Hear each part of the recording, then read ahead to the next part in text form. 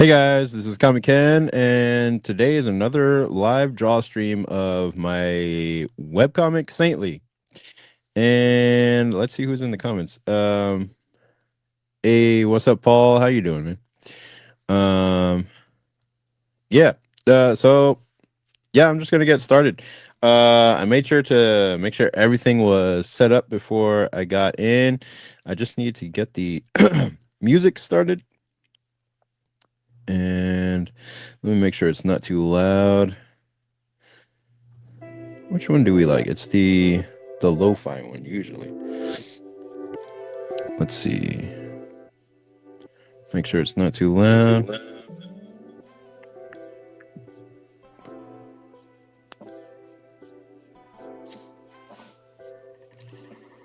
Sorry about that. I had the sniffles, but that's only from allergies. Let me go ahead and hit end stream. No, I'm kidding. Paul says doing good, just in the process of moving. Oh, you're moving from where to where, man? Because that is a long, like that can take a long time depending on what how much stuff you have and where you're trying to move to. So good luck with that, man. Okay, let me go to my window where I'm sharing the art and go ahead and share the screen, and then we'll get to the drawing. And then I'll just start talking free flow, and we'll see where the conversation goes, because that's how I do these things. Like, I realized that I had a lot of trouble at first drawing and talking while I was streaming,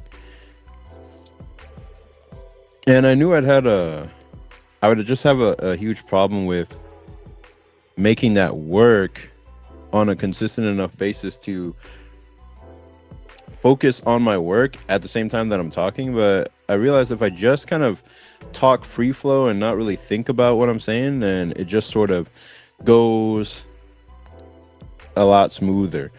So let me see if I can do this on my phone. Show on stage. Let's see. No, it still doesn't work when I do it here. Okay, so let me go to this, and I'm going to change to that version of the screen. There we go. Now I'll say, what's up to Ichthus? How you doing, man? What is up, Total Excellence? Hey, what's up? Paul says he's moving from Corridon, Indiana to Jasper, Indiana, about 60 miles away. Okay, that's not too bad. You can just drive that. You don't have to fly anywhere or move things in a huge, like, I don't know, trailer or whatever. You probably do, but at least you don't have to fly anywhere. Let's see. Ichthus, he says, how is progress on Saintly so far? So far, I mean, like, I'll show y'all. I'm just working on the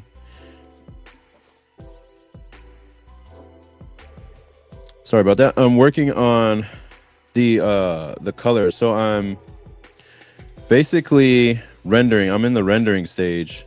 Most of it is all of it is flatted, and all the characters are in their right color and all that kind of stuff. So I'm just putting in like shadows on all the pages and making sure that there's some definition to the characters at this point. So that's the part of the process I'm on right now. And basically, I just have to, let me see, everything one.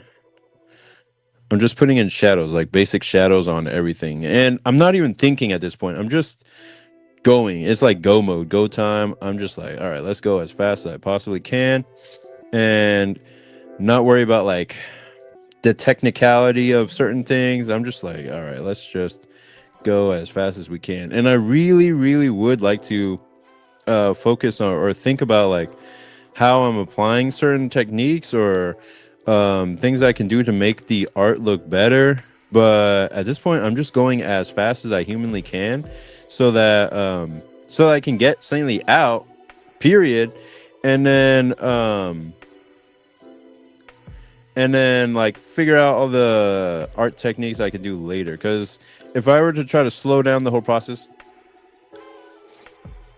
right now and do um and think about like, oh, what's the most beautiful, perfect way that I could display the characters in this moment? What's the most awesome thing that I can do to really hype up this moment? Like, it would slow down the whole process and it would never get done. Like, it's almost been a year since I started creating this, and it's not even it's not like the whole drawing process took a year, but since January last year was when I started like the scripting process and all that stuff. Then in about like May or June was when I started really going ham on the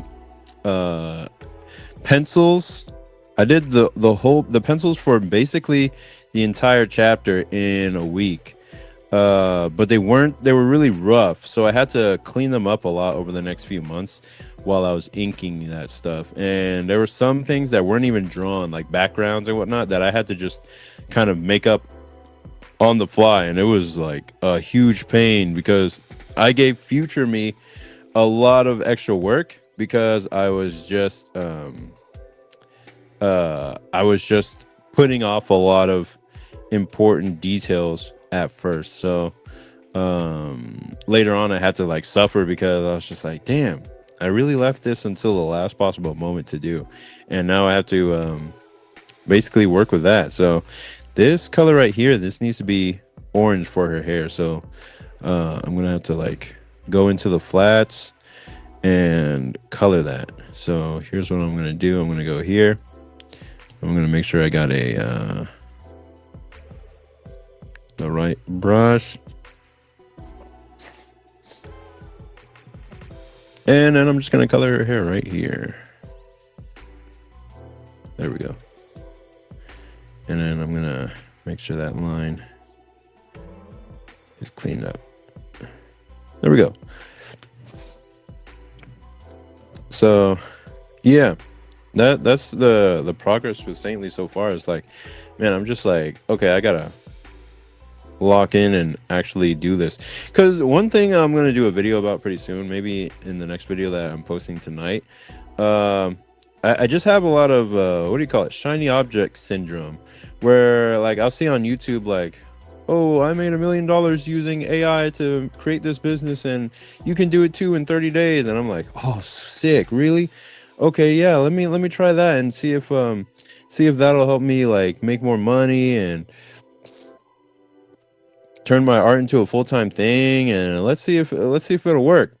And every time it's like, man, I lose energy on it, and I'm like, I don't even want to do this thing. I just want to focus on, I want to make Saintly, but I don't want to have to do a day job.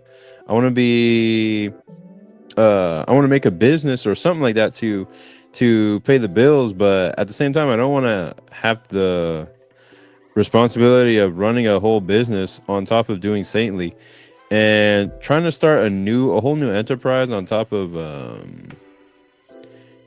trying to create an IP is already a lot of extra work, that if I just got a day job and stuck with a nice solid day job for a while, instead of trying to build a whole new business, which would take more energy and time than a day job, then I would be already well on my way to finishing Saintly. But because I've been like so distracted by all these quote unquote like opportunities and whatnot, I just be like, man, I want to do that, but that would just take too much time away from Saintly. And at some point I just had to kind of come to terms with the fact that creating a webcomic or creating your own IP takes time, a lot of time, years, in fact, of building trust with your readers, building trust with your fan base, that you will deliver, you will create a world that they can invest their time and energy into, and that they know you won't let them down by cutting it off short or going on an infinite hiatus or not finishing the story. As long as you can reach that point where you're financially stable, I'm not saying you have to make this a full-time thing, but if you can reach a point where you're financially stable and you're able to continue the series as long as you want, then people will have even more trust and faith in you that you'll finish the story. But without that, if I keep trying to jump from thing to thing, I'll never get to that point where the reader can trust that I'll complete the story or make enough of it that they can enjoy it. And Saintly isn't even launched yet. It's just on my email list right now. It's still in black and white. I'm coloring it. So I have to get to that point where when I launch it, I'm going to have enough material that to where I can just keep making it until it is done, and I don't have any more material or whatever. Instead of making it, stop, build more material, then make it again, stop, build more material. That's how indie comics go these days. And I always thought that was kind of weird. I was just like, why are y'all doing it like that? And I understand it, but that's because they're trying to do like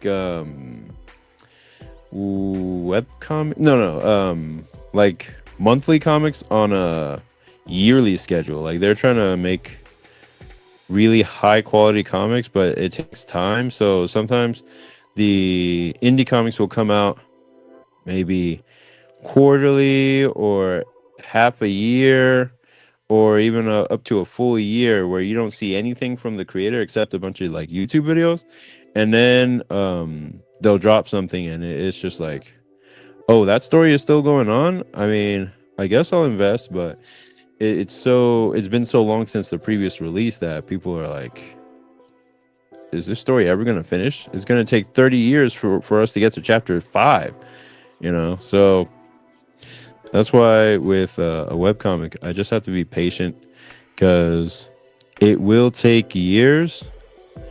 And all I have to do is stick around until it blossoms. It was the same with this creator named Starfish Face. Like, her webcomic Cast Off is 8 years old. Like, it's 8 years old, but she's been posting and updating it consistently, and making sure that it is always out at the right time, doesn't go on hiatus, that kind of stuff. And she does her YouTube stuff on the side, but her comic is the main thing, and she's making a full-time living off of the comic. But it took years and years for it to build up enough mass and enough material to where it was a viable IP that people were like, yeah, we want to see more of this. And she has her own like Patreon shop, her conventions that she goes to, all that kind of stuff that's part of her business. And I'm like, okay, well, yeah, that's what I have to do to make Saintly into something that is a long-term, long-form vision. But let's read the comments here. Let's see what y'all are saying. Paul P says, I designed a new character who has hedgehog powers combined to an alien symbiote called Antico. Hedgehog powers, do you mean he goes like really fast, or that he has like spiky powers or something like that, like spiky skin or something? That would be cool. Let's see. I'm calling her Hedgehog Girl. All right. That works. Let's see. Dale, hey, what's up? Dale says, pretty much all webcomics are serialized, right? No one-shots or standalone stories? Yeah, for the most part. I mean, not all webcomics are like that. I've seen some comics that are literally just one-shots. That could be for like practice, or they just wanted to post an idea up there that, you know, wouldn't be published anywhere online, but then they just were like, boom, let me post a little one-shot webcomic and see what people think. But yeah, for the most part, all other like web comics are serialized um, projects that are either story based or uh, a comic strip that you post once per day. Let's see. Bloodness. What's up, Bloodness? He says, how many chapters in total are you planning Saintly to be? Saintly right now is going to be just a graphic novel that's about 12 chapters long. And once the story finishes in that, we'll gauge how much people like actually enjoy it to decide whether to make more or not, like anything past that first graphic novel. Like once that graphic novel is done, like a full book, um then we'll be able to decide like where we go from there. But yeah, that's the plan right now. It's tentative. All right. And my N concept says, hey, Comic Ken, what's up, my concept? Are you planning to release on a website like Global Comics? Yeah, I'm planning to release Saintly pretty much anywhere that comics would be found. You know, it would be on Global Comics, Webtoons, Tapas. It would be pretty much anywhere you would read webcomics. So yeah, it'll be on all those sites. Because that's the strategy with webcomics. You want it to be mirrored pretty much everywhere and post it as many places as you can. And there's another strategy that you can do, which brings people back to your website, which is you post everywhere. You post on Instagram, you post on Webtoons, you post on Global Comics, you post on wherever, but you don't post the whole comic there. What you do is you post the comic on all those platforms, but you leave some pages off, and you'll be like, hey, if you want to read up to the most up-to-date version of this chapter, go to my website. You'll go to the website of Saintly, and Saintly will have the actual full webcomic pages posted. And then you can be like, if you want more exclusive content or whatever, go to my Patreon. And then boom, you go to the Patreon, and then there's even more content. There's even more stuff to see. It's like a laddering effect where you post only up to a certain point on different platforms, and then you funnel them into your website. And then you're like, okay, if you want to see even more, you can funnel them onto either your email list or onto your Patreon, where they can pay for more stuff. I would prefer to get them on my email list at all times, but for Patreon, I would go from email list to Patreon, just to, well, that's just in my mind right now, but I don't know how exactly I would approach it. But eventually I will have like a website, dedicated website for Saintly. I just have to get my actual website up and running again. So yeah, that's the deal there. Bloodness says, I see you, smart plan. Yep. That's what I'm trying to do. Dale A, he says, does anyone do full page traditional comic layout besides Global Comics? Yeah. Comics Fury or Drunk Duck. Those are the classics that do full page layout, and then having your own website for to host your own webcomic. That's always the best option in this case. And then there is a guy, his name is Letoo, Letoo, who does webcomic websites that are exclusively for hosting your own personal webcomic. And I tried to make a website with Airwriter on that, but because I wasn't going further with Airwriter, I had to like basically shut down that project. But yeah, if you get a domain name and all that kind of stuff, you can use his program to create your own webcomic website. And it'll display all the pages very easily.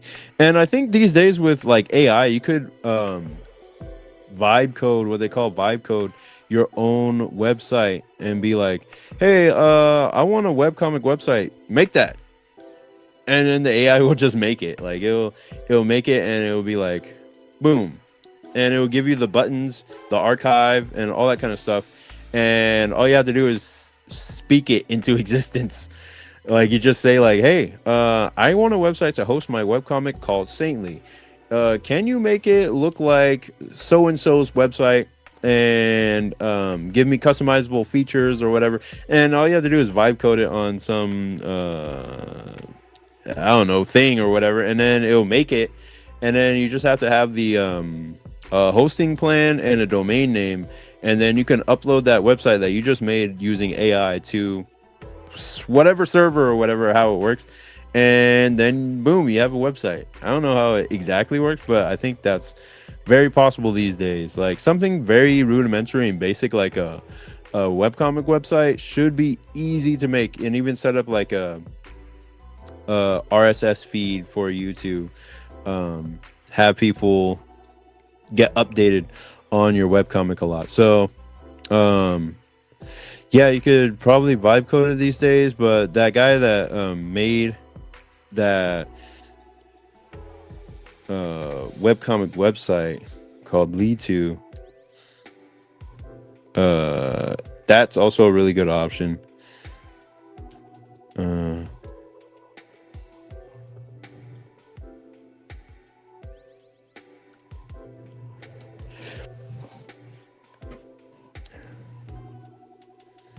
Where is that guy?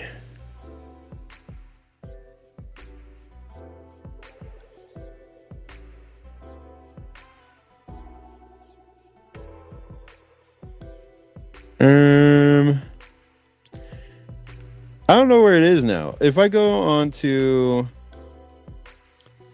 my bookmarks, I'll probably find it.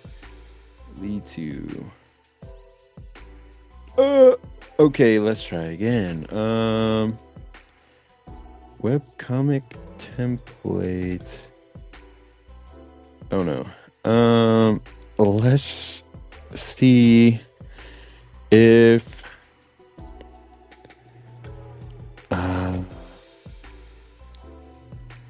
let me see. Webcomic. Make your own webcomic website. It was a YouTube tutorial he did years ago. Just by asking AI. Who said that? There was a link just now. It said Replit. And that's one of those vibe coding programs that you can use to create your own apps or websites or whatever. Let me see. His name is Brian. Lead2 webcomic. Let's see. Can we find it? Oh my goodness. It might just be lost forever. Well, I have it in mind. I know where I can find it, but oh no, I found it.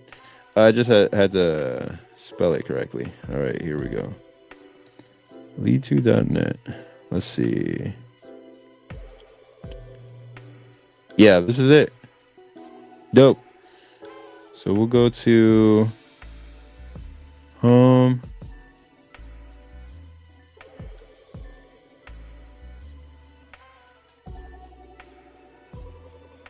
And then we'll go to webcomic creators.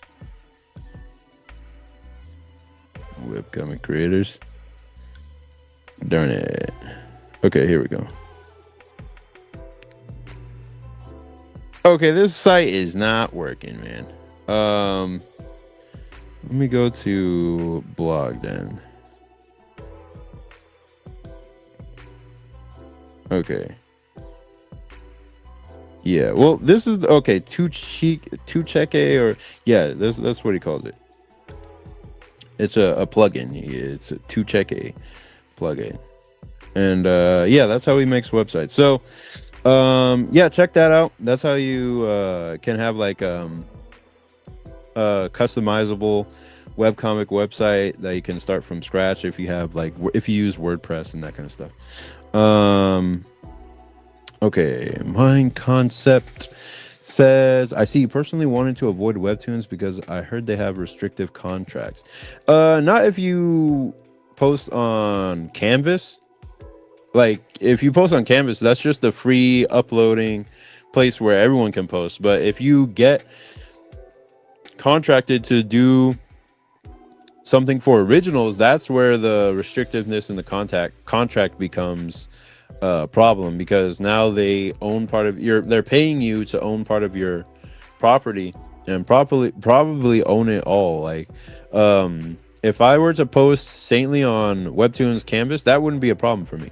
But if they were to try to get me onto originals, that would be like, okay, I'm not gonna do that. I'll be like, thanks, but I'm gonna have to turn that down, because at that point they're wanting for you to recreate your first chapter or update the visuals or whatever, and then they would own part of your IP, or they would own the whole thing and have first rights of refusal to like movie deals or licensing options, that kind of stuff. And that's a no bueno. Like I'm not gonna go for that. And that's where the props come in. But posting it on Canvas should be fine. Okay, great idea. Might implement that strategy. Probably talking about the latter thing, where you post on one platform, don't post the whole thing, and then point people back to your website. Hey, what's up, Master? How you doing, man? All right. Dale A says, I used to own a web design business, so I can build my own web pages. That is dope. That's perfect for making web comics and making your own hosting your own website and all that kind of stuff. So yeah, that's the perfect thing to know, to create your own stuff. So yeah. And yeah, that's pretty much that. I'm gonna go back to drawing now. Well, not really drawing, but I'm just like putting in rough shadows on everything and making sure stuff is in the right place. Let's see if I'm on the, okay, good. I'm on the art field so everyone can see what I'm doing. And let me make sure I have the right color that I'm using.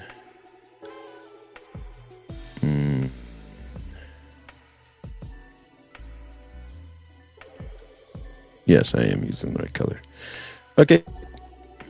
So I'm just gonna draw like this. Now I'm wondering what I should talk about next. Maybe something salacious. I don't know. I'm just kind of free-flowing with thoughts and whatnot. And if somebody prompts me with something really interesting, then we'll talk about that. But you got your chance right now. You got your open window to be like, hey, I got a question, or I want you to talk about this. And then we'll just go off on that random tangent, because if I start talking about something, then we're just going to be on that for a whole hour until somebody diverts me again. So right now, I'm just too late. I just figured out what I wanted to talk about. So yeah, some guy on my post for this live stream was like, oh, you draw like the 2000s, like it's so strong in your style. And I was like, I really enjoyed the compliment. Like they said they can see like witch in my art style, and I was just like, man, how is that even possible that they can see that in my art? Because I can't see that. And like it's weird, because which is part of my artistic DNA, man. Like it was one of my earlier shows that I watched when I was a kid. Like it was just on Saturday mornings, and I liked the theme song. It was just like fun. Like I liked the theme song, and then I liked the art style, and I was just like, oh, okay, yeah, Witch. And then I have one of the Witch comics with me somewhere. It's probably under my bed, and I don't want to look under that mess.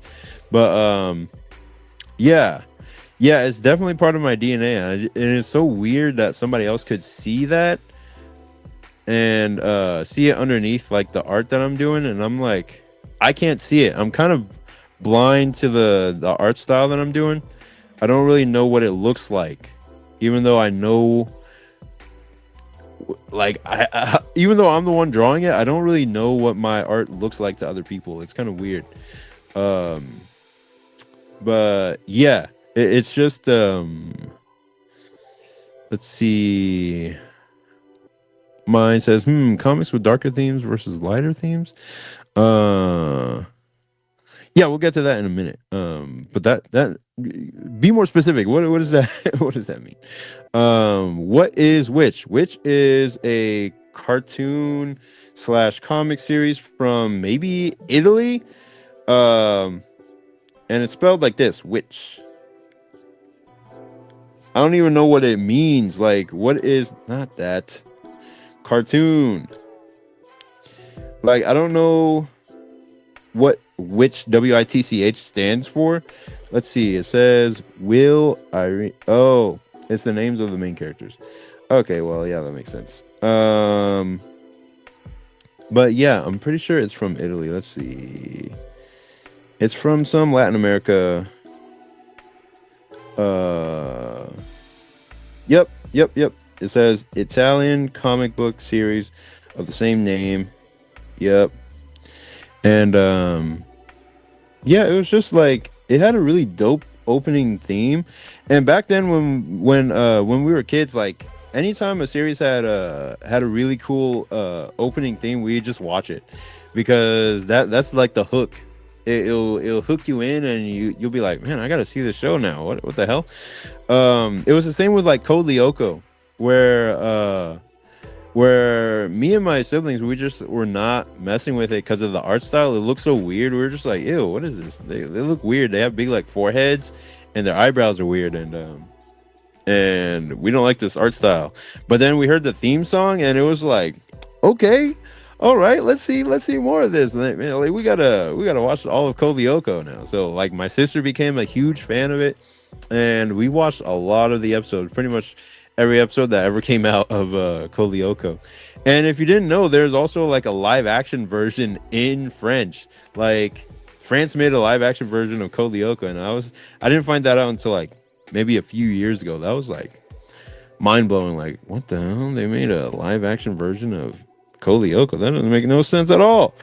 But yeah, that's what Witch is. I don't even remember much about Witch besides that they had like elemental powers depending on what their, I don't know, like they each had water, fire. Is it water, fire, earth, air? And I don't know what the last one is, but there's 5 of them, so that last one's got to be something. But yeah.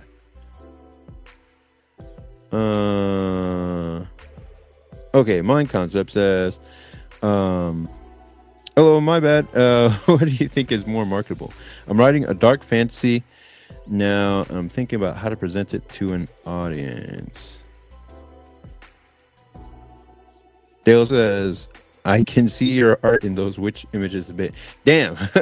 That's kind of funny, because I don't see it. It was definitely more with Air Rider that I was trying to use this style, because it is so based in the 2000s, and that's where Air Rider, I wanted to base Air Rider from as well. And then people say that Saintly looks like Air Rider. Like, it looks not like Air Rider, but it has it's still my style. Like, it's still Air Rider, but not Air Rider. And this is kind of weird. Like, why the fuck is she 3D while everyone, like, why is she painted like that while everyone else looks like a regular cartoon? Like, yo, change. Like, get with the program. What the hell? But yeah, to answer, let me get back to Mind Concept's question. We just really passed over that. Said, my bad. Actually, I want to find your channel. At I wonder if it's possible to find your stuff this way.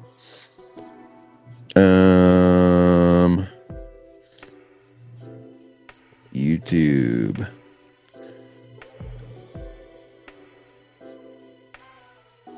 Is that what it would be? Main concept? I don't know. Let me like, if you don't want me to go and look for your channel, I won't do that. But you said, what do you think is more marketable? I'm writing a dark fantasy.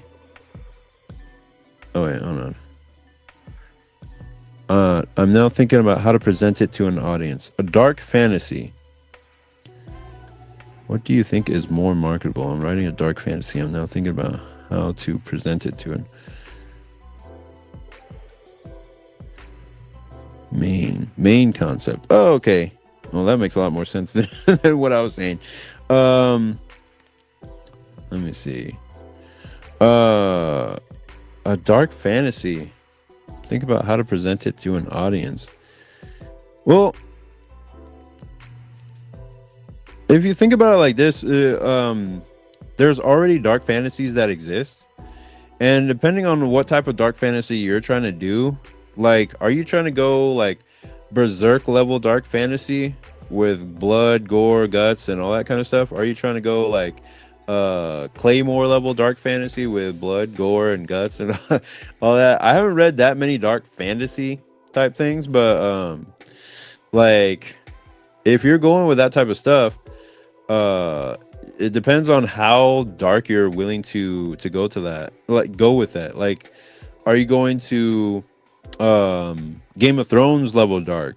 How low or high of the fantasy is it? Is it gonna have like dragons and stuff, or is it just gonna be like trolls and fairies and stuff like that, like Berserk, where Berserk wasn't high fantasy until a certain point in the series where you just randomly started seeing dragons and stuff, and you're like, holy shit, the world changed.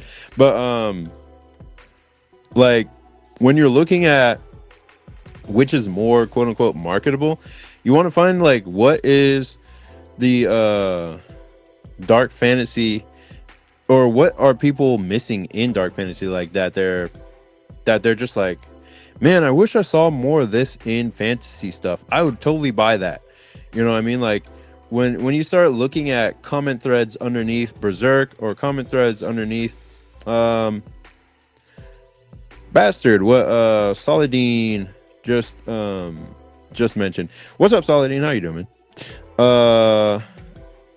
If you look up the comment threads underneath those series, look at what people are like missing, or what they wish the story had. Or if you look on Amazon for books that were bought, like dark fantasy books or comics that were bought by people, and you look at the 1-star reviews, why did people not like the book, or why did people not resonate with the fantasy that was in that story?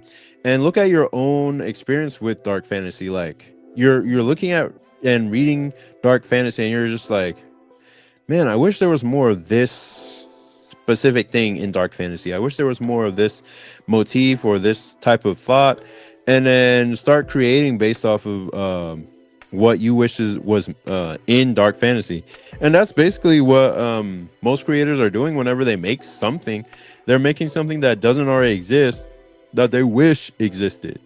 And now they're like, fuck, I guess I'll have to do it myself. You know what I mean? Like, so that's what you want to focus on, and being more marketable is, what are people missing, and what can you give them that they'll be like, oh wow, I can't believe I never thought of dark fantasy like this, or I can't believe that somebody's making something I always wanted to see.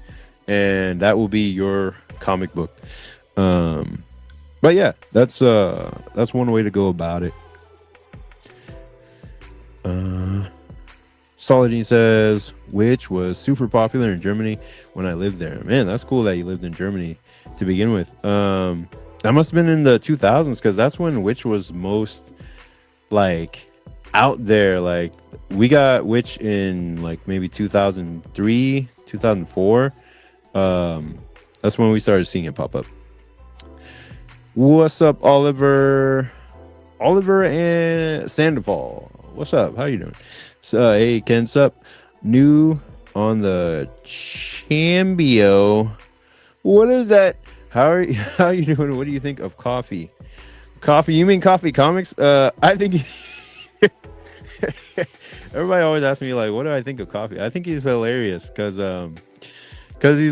he's actually like speaking his mind, and people hate him for it, but he's kind of like a villain that like he's kind of like a heel that you see in wrestling. He's kind of like the obvious villain or whatever, the villain like you see coming, like, oh yeah, this guy is obviously evil. Like he's not evil, but he's what everyone is like, oh yeah, I'll never be that guy, I'm not his friend or whatever. But he's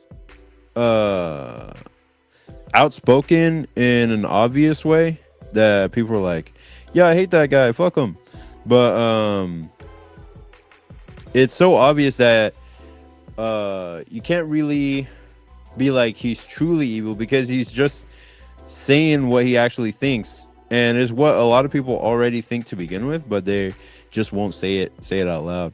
And then what I consider like truly evil is like a lot of the people who will pretend like they're doing things for your greatest good, but behind closed doors they're really trying to prey on your downfall, or they're really trying to sabotage your career behind closed doors. Like they may be nice to your face, but then behind like in Discord servers where you're not there, they'll be like, oh yeah, this guy, fuck this guy, don't give him work or whatever, you know. Like they'll actually be trying to sabotage you. But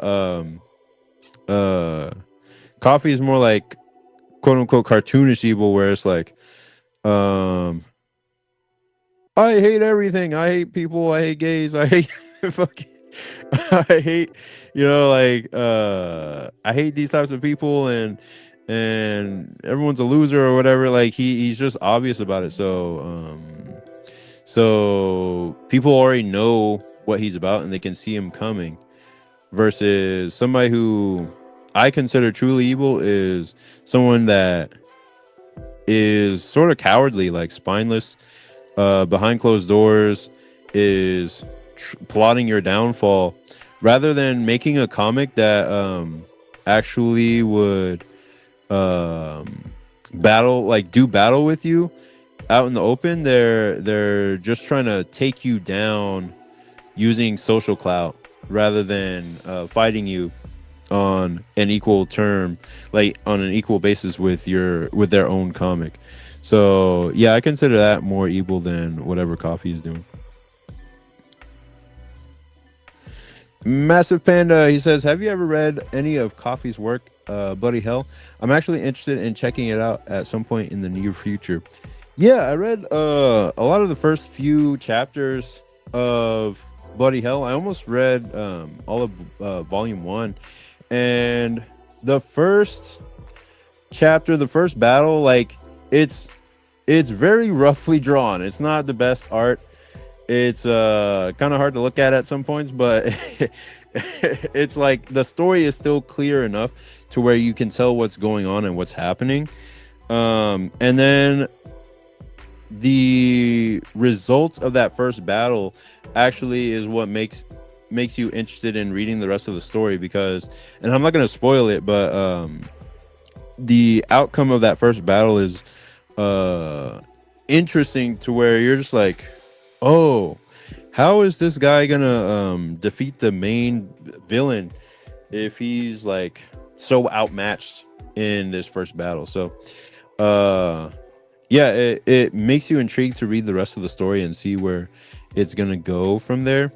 But yeah, it wasn't a bad read. I just had to stop reading in general just because I don't have time to really read anything these days. So um, yeah, but it's worth checking it out.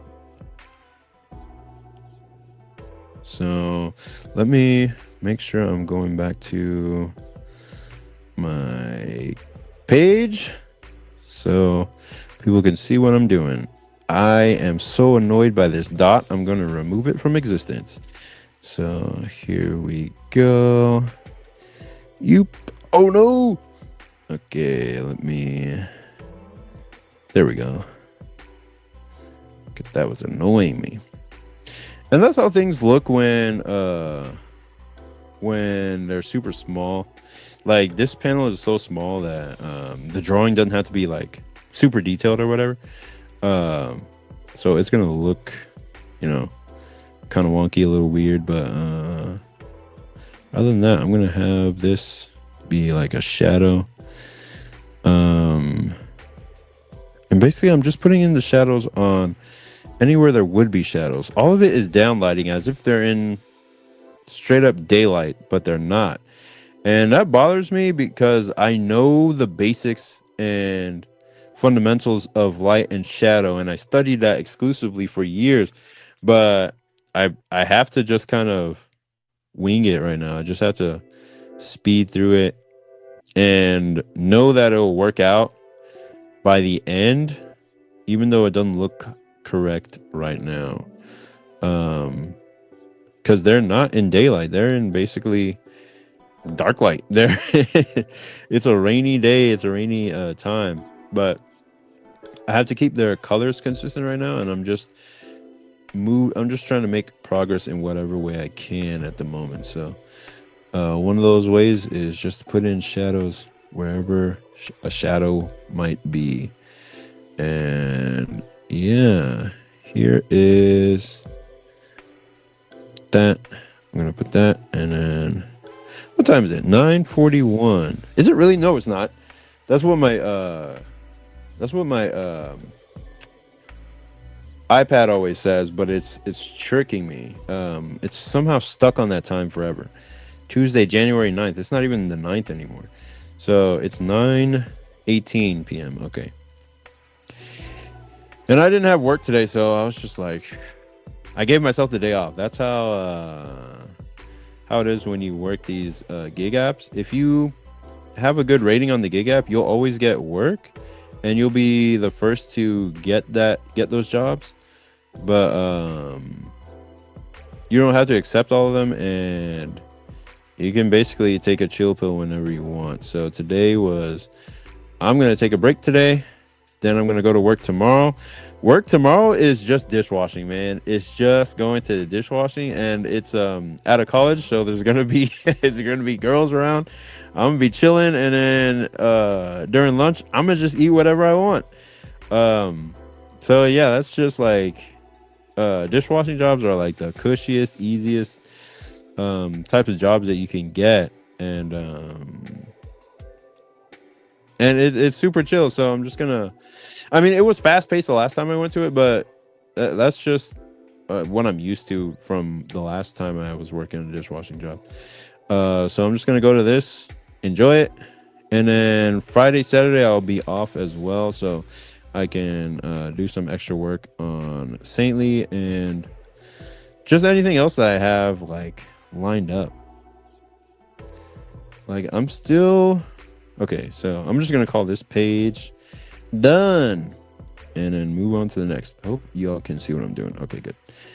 All right, and I hope y'all can hear me properly. I'm pretty sure you can.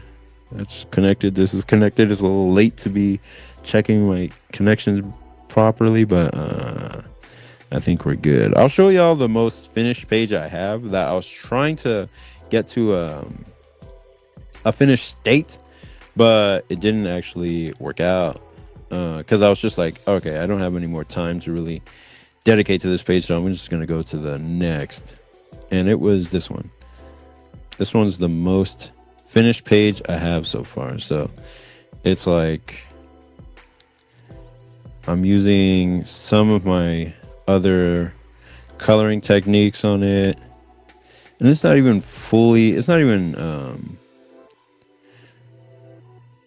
fully rendered or whatever, but it's just closer to a finish that I would accept versus all these other pages where it's mostly just shadows and stuff. But yeah, that's page 13.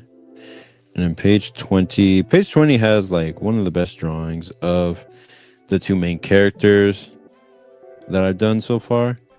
Like, I just like how I drew them on this page. Yeah, I just like how I drew them on this page. And then one of the main villains shows up and she's like super hot. And I was just like, this is going to be one of those types of characters that that people goon to, man. But I had to, man. I had to make her like that. And is actually in her story to be drawn like that. Like, it's literally a part of her like lore as a character, you know what I mean? So that's part of it, you know.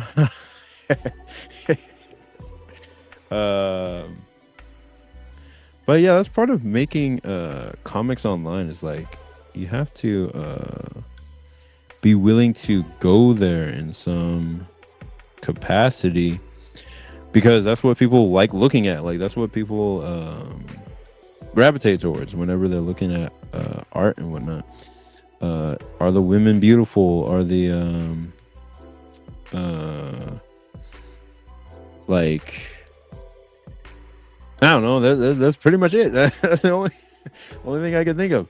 Let me make sure this is drawn correctly. It's very, very important that I make sure it's drawn correctly. And this has to have. This is not even her actual colors. Like, I have to improve her colors as well. But this is, whoops. Like, these are what her colors are in general, but I still have to improve them, make them better. She is like Latina, big booty Latina, but but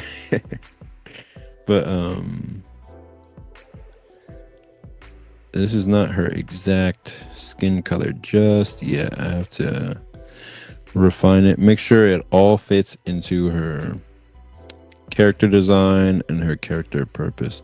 She is designed to be like one of those coral snakes that what is it? Yellow follows black, friendly Jack, red before yellow, deadly fellow. I don't know, man. There's a rhyme for it, but that's what her design is based on, is one of those coral snakes. But if you it's going to be the one that appears to be the friendly type, but actually is not. And she is not the friendly type at all. So yeah, so she's got like a glowing eye there, and that's how I know she's evil. And then Vivi, she has her own glowing eyes. She's just like, oh fuck. And there's something special about her glasses. If you realize, like, if you take a look at what she's doing, like what this shot is, like, see if you can figure it out. This is what people who read the comic in the link in the description, they'll realize. They'll be like, hey, wait a minute, there's ghosts here, but then where her glasses sort of end is like, where is that doesn't make any sense. And then you see her eyes, and it's like, yeah, she can see all that shit. So Saladin says, Saladin is like, big booty Latina. Yeah. Massive Panda says, man, Kim knows how to draw them girls. Yeah, man. That's one of those things I really enjoy, man, about reading comics and whatnot. Main Concept says, I'm actually looking forward to reading Saintly. I'm picky, so that's saying something. I'll catch you later, Comic Con. I'll be back when I can show off art. Take care. Yeah, you too, man. Appreciate you coming out to watch the stream. And let us get back to the drawing. I'm gonna go ahead and say goodbye to the big booty Latina. Open. We're gonna go to the next page that I need to color. We're almost through this whole book, but what is the next thing? Okay, yeah, it's page 22. Bye, big booty Latina. I'm gonna X out that page, and then this one I have an action saved, so whenever I have to color a page, I just hit the little button, and then I get boom, all my color layers. The layers I will use to color, they're there. And I'm going to set this to 51. That's what I usually set it on. And then just start coloring. And go to the shadow color I usually use. And then boom, just start getting in there with the usual spots that I hit first. Get that shoulder shadow. Get her under her hair. And I got that nose shadow. I usually get that nose shadow. And then get the neck shadow. Those are the top spots that I hit all the time. And we'll erase all this excess here. I'm just make it bigger so y'all can see what I'm doing.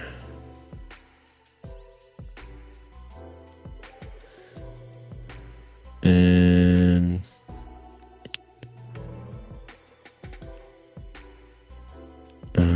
here we go.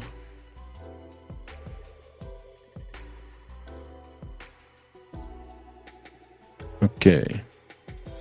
And for VB, I want her whole face to be in shadow. Yeah, just like that.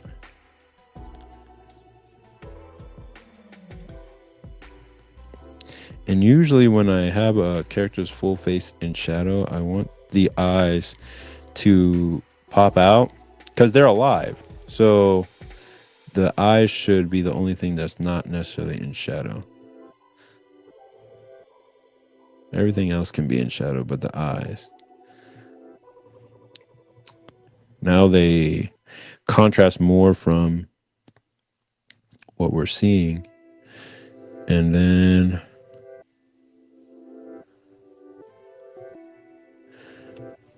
we can have even more of a shadow right here because of who is showing up. And in this case, we might have her eye be covered because what we're going to do, actually this page is one of those pages where I wish I could expand the pacing or expand the layouts of Saintly to where I could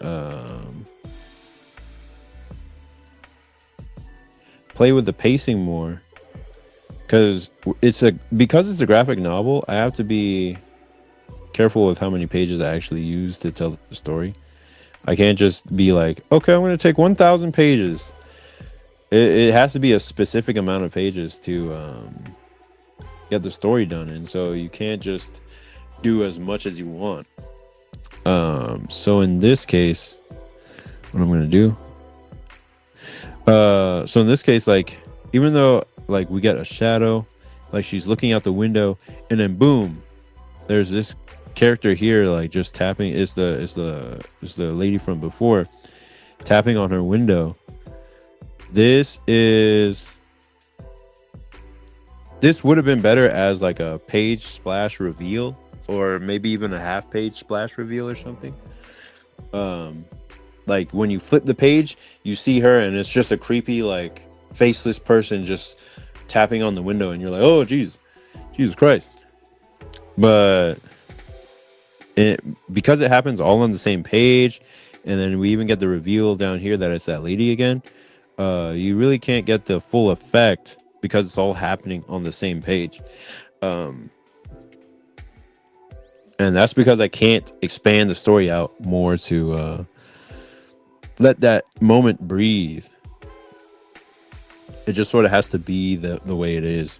It might be able to breathe more on a webtoons type situation where I just have the space to actually literally space it out. But this is going to be a book, so I had to do it in panel form first before we get to like book form. And here is where I kind of want to do a glow effect, and like I did on that previous page. But first I'm going to erase the shadow. Erase the shadow here.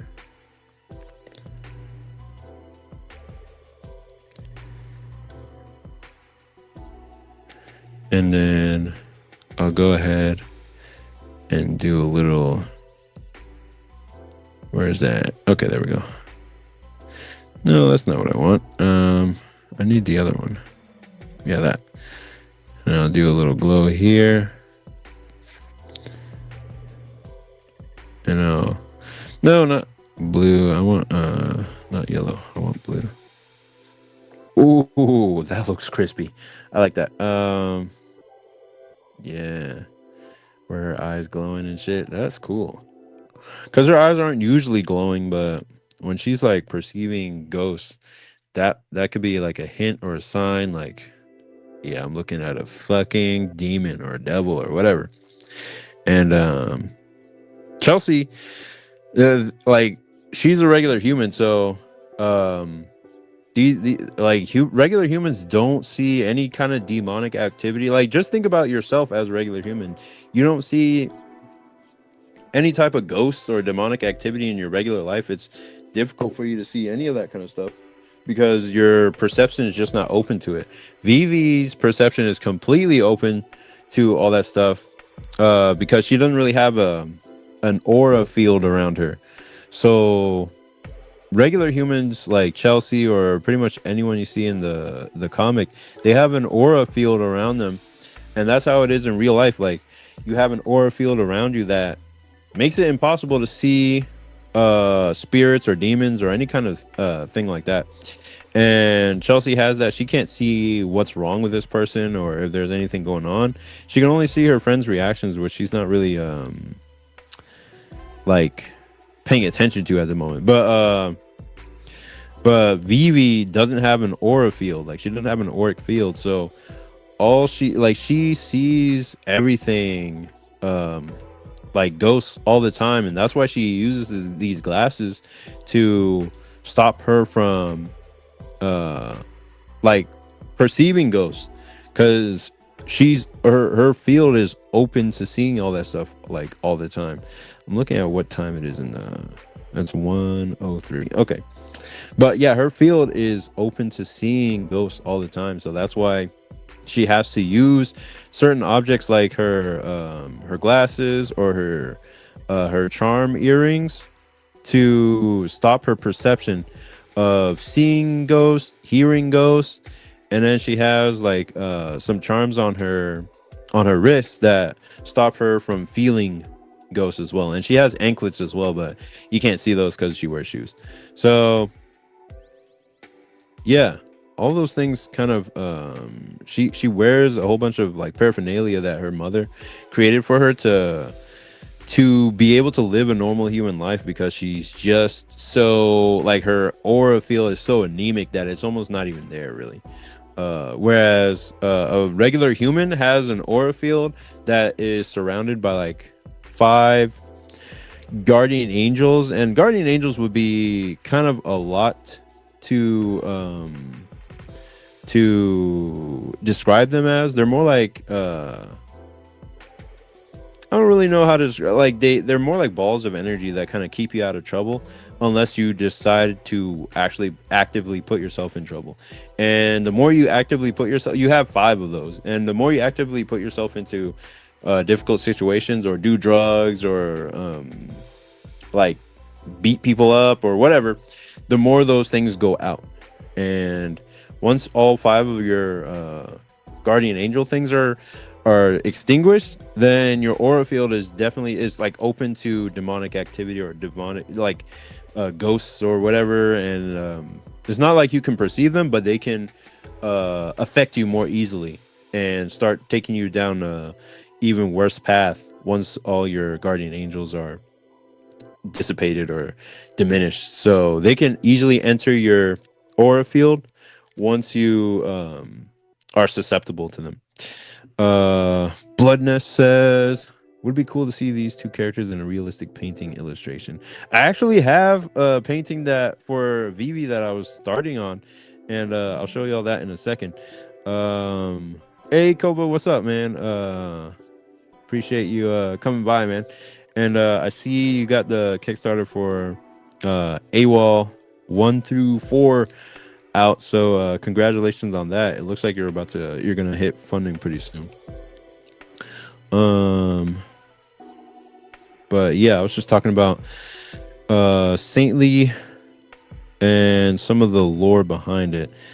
So yeah, this is the painting that I've been working on for I don't know how many like months or whatever. I started this a while back, but I never really finished it. It's just one of those things that I was just like, okay, I want to paint like a Pixiv artist, so I'm gonna do Vivi, you know, doing some kind of cool pose with her glasses or whatever.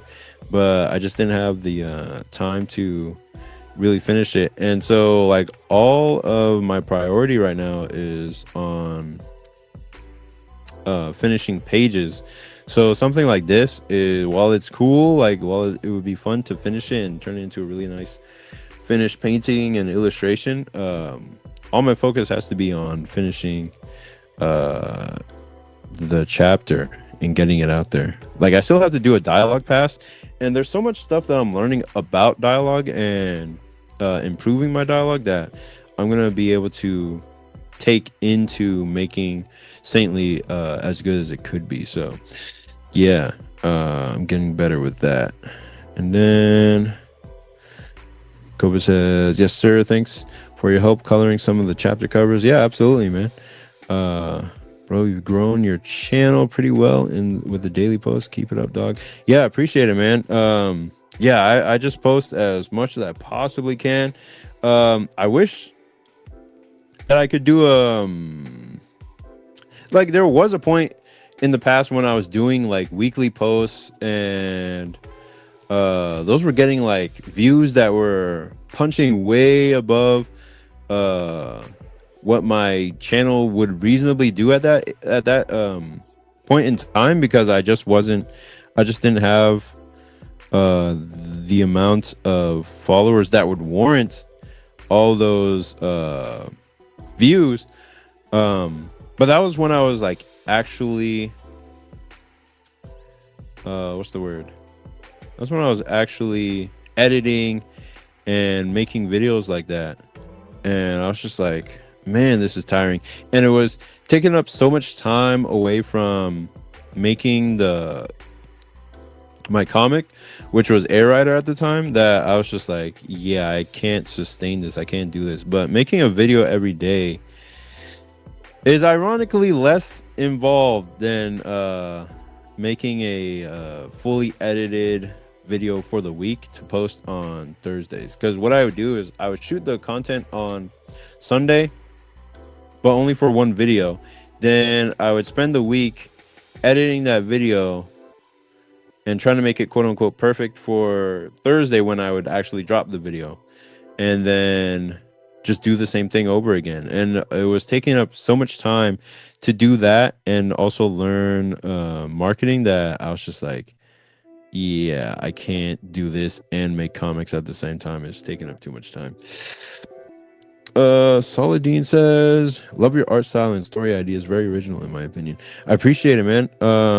I'm trying to figure out what other people see in my stuff so that I can do it on purpose, because I'm just I don't know, I'm just like, I didn't even know Saintly would be interesting until the person who commissioned it, Ngozi Ukazu, was like, yeah, I can see this turning into something. I can see this making money. I was just like, oh really? Okay, well cool. Let's see what we can do. And she was just like, yep, I'm gonna pay you to make it. So I was just like, dope.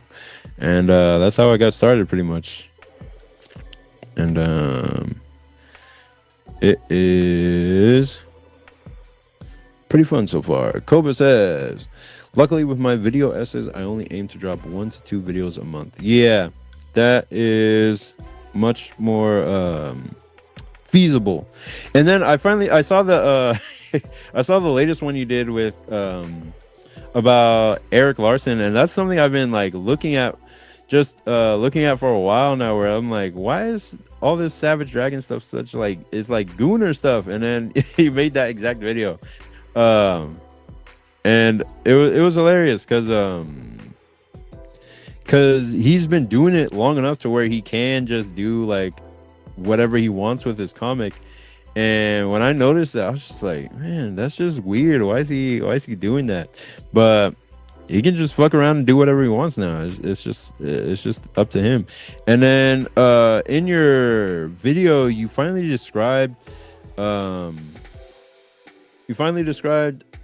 in a way I could understand it. I was just like, I never knew what AWOL was. I always thought he was just a guy who could transform into this blue dude.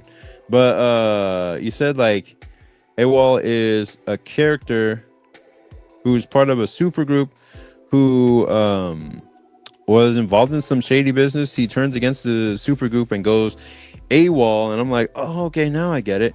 And he's part of a super group that fights kaijus by using their own powers to become like kaijus. And I'm just like, oh, now I understand the concept behind it. I never really got it until that video with Eric Larson, where you finally like explain like, oh, this is what it is about. Because even in the first campaign, I was just like, what is AWOL? Like, what is that guy? What is he made of? So yeah, now I understand it a lot better. But yeah, there's Saladin says, that's what's up. Keep it up, bro. Appreciate it, man. Appreciate it.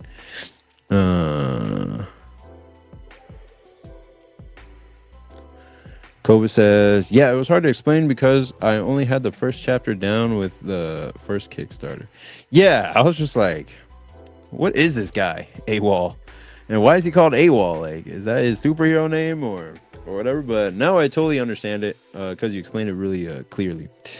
Oh, Lord Savage Dragon. Mickey Mouse is a menace. Oh, yeah. Yeah, I saw the video. I didn't really read any of Savage Dragon, but I've seen like he's just putting all his fetishes or whatever he wants into the comic, and he's in what do you call it? Image, like he's linked to Image, like he can't be removed from Image, so it's just he's there, you know. So he could just do whatever he wants there. And he's earned the right, man. He's just done so much for comics in general, or he's done so much comics, and he can draw really well. So, yeah, fuck it, man. If he wants to make porn comics, go for it. Copa says, I wrote the first chapter to be a self-contained story, but expanded with the later chapters. Okay, that makes sense. Yeah, because that would do it. That would give you a more clear idea of what type of story you're trying to tell.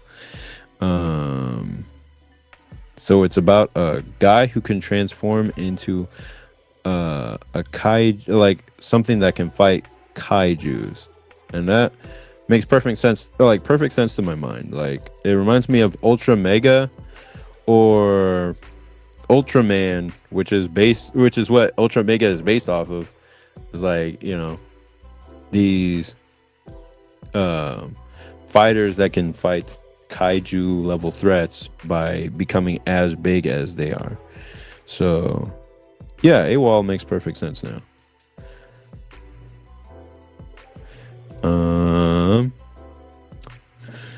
Master Panda said, I have a solid collection of the first 50 or so issues of Savage Dragon, and those were really awesome. I have no idea what happened in the storyline after that, aside from what I've heard on YouTube.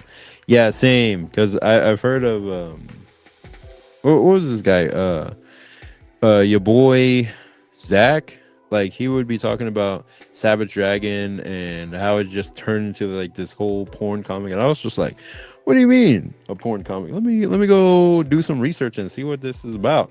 And then I go over there and like check out the comic, and I'm just like, oh, I see what he means now. That is quite different than what I was expecting. It's so interesting. But yeah, it's what he wants to do, and he can do all of that stuff. Okay, yeah, that's good. We're got shadow on the face. There we go. I wonder if I should do that. It should be a little bit lighter, but let me do that with the color itself. I guess that looks all right. I'll just leave it for now. Let's see. So Saladin says, I'll give Larson his props. He wrote and drew each issue all alone. A living legend. Did he? No, well, yeah, he wrote and drew each issue for sure. I think maybe somebody else colored it. And then Russ Wooten was on letters. But yeah, he wrote and drew, like he did the pencils and inks. I think he did the inks on each issue. So he's definitely did the work of 300. He was just like, fuck it, I'll go to 300, just like Dave Sim with Cerebus, and then Todd McFarlane with Spawn went to 300, but he didn't write and draw all of that himself. In fact, he didn't even write and draw most of the first run of Spawn. Like, he was pretty hands off after the beginning of it, but he became more of a businessman after that. Kova says, yeah, Ultraman, Devilman, and those types of manga are in the influence for AWOL. That makes sense. Yep.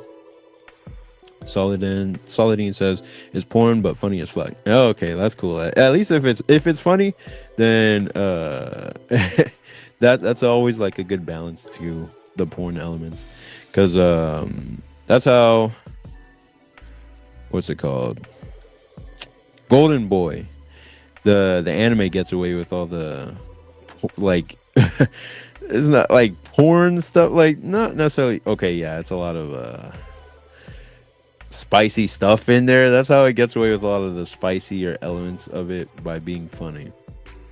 Just don't read the manga, because that is a different matter entirely. It doesn't make any sense. So you have been warned. Don't read the manga of what do you call it, Golden Boy, because that is a trip and a half. I just would not go into that. Let's see. Master Panda says Spawn did the first 15 issues or something like that, right? I miss Uncle Todd in his days as an artist. I'm nowhere near as interested in the toy biz. Yeah, same. Yeah, Spawn was handed off early. Yeah, like Neil Gaiman was writing for it, Dave Sim was writing for it, Alan Moore was writing for it early on, like in the first like chapter 8 and more and all that stuff. Master Panda says, yeah, the Golden Boy anime is absolutely hilarious to me. I love that ish. Yeah, it is fucking hilarious as fuck.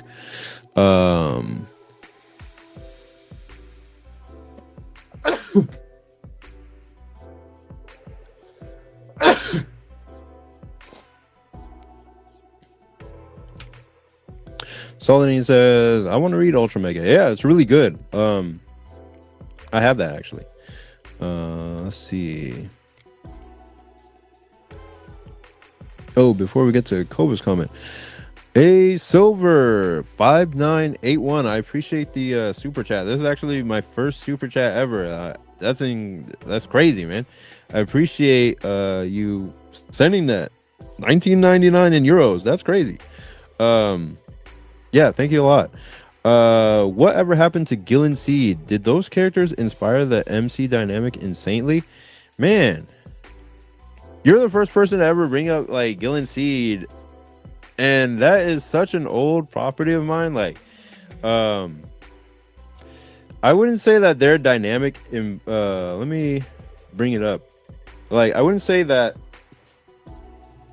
the dynamic of the characters in Gil and Seed informed the Saintly characters, but just having that concept of like two girls going around doing stuff, uh I guess it's just been in my mind since that time. And it was before I ever read anything like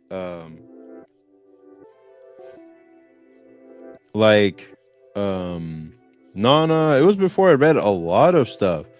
I was just like, man, it would be really cool if two girls were like doing like the stuff that shonen characters would do, but it'd be two girls, so it'd be cool. And that's what the impetus for like Gil and Seed was. And I called it Gil and Seed because of the seed. Like, the seed in that story is like a world seed that spawns the world in that show or in that comic. And I realized at the time when I was creating Gil and Seed that I was just like, oh, this is way too big for me. Like, this is a big boy series. I cannot write this. I don't have the skills to write this. And I was trying to let me go to page 30. Let's see. Let's get some early art here. Damn it. Okay, let's go to previous. Like, I was trying to level up to the point where I could write more of it. Let me see. And that's a lot. That's where I developed a lot of my writing skills, was trying to write Gil and Seed. And this is me trying to like develop the main character Marley's like outfit and costume. And I came up with a really dope design. And I think that was after maybe watching what do you call Gintama and looking at how Gintama's like, or Gintoki's like shirt went. And I had a lot of influence from Mobius at the time, so that's where all these like lines came from, where I was just like, oh, let me just draw like Mobius all the time and that'll be something. But yeah, it just didn't turn into anything because I knew I had to cut my teeth on a easier, simpler story. And that's what Air Rider was for. I was like, okay, Air Rider will be my warm-up story. I'll just do Air Rider, and then eventually I'll develop the ability to go and do Gil and Seed. And then I'll come back to it, and it's going to be that much better because I will have practiced using Air Rider. So one day I will get back to Gil and Seed and make it as good as it possibly can be. It's going to be a lot different. Probably yeah, it's gonna be a lot different when I make it again in the future, but these two will still be like the main characters of that story. And yeah, it's gonna be an awesome time. But it might not even be called Gil and Seed at the time that I make it again. But yeah, I'm glad you brought that up because it was a it was an older property that I just didn't even I never forgot about it, and it's on my list of stories to create in the future and revisit and make into its like ultimate form. But I have to finish what I started with Saintly, and then I have to finish Air Rider, and then we can go back to the world of Gillen Seed, because Gillen Seed is based off of all my time playing like Maple Story and stuff like that. So it's in a basically a game world where they like she fights with a hammer, like a really heavy hammer. She fights with a sword. Like she's a blacksmith and she makes swords, very high quality swords, and then she fights with the swords that she makes. And they live in this game world where they take damage and numbers pop out whenever they get damaged, like so like -20 and that kind of thing. And yeah, it's based off of playing Maple Story and whatnot. And I just drew this on a random spurt of inspiration one day. I was just like, wow, this is gonna be the best mini comic I ever made. It was up until that point. And then yeah, and I even have the little Gillen Seed logo that I created a long time ago back then. Posted it in this little page there. So yeah, thanks for asking about that, Silver. And yeah, I'll just keep the show going. Appreciate it. Okay, and then we'll get to, where is it? Kova's question about what comics and manga have I been reading. But first we'll go to Saladin Bryant. Says Golden Boy manga got really strange later on. Yeah, yep, that is very true. It definitely did. Master Panda, he says, do you actually have a plan for how many issues you'll need to do to complete Air Rider? For Air Rider, I always plan on making it as long as a 26 episode anime, meaning I wanted to make it like Gurren Lagann, where it would have a clear beginning, middle, and end, and not drag on too long. And I wanted to make it be as highly impactful as it could possibly be in those 27 episodes, and not drag it on forever and ever and ever, to the point where people got bored of it.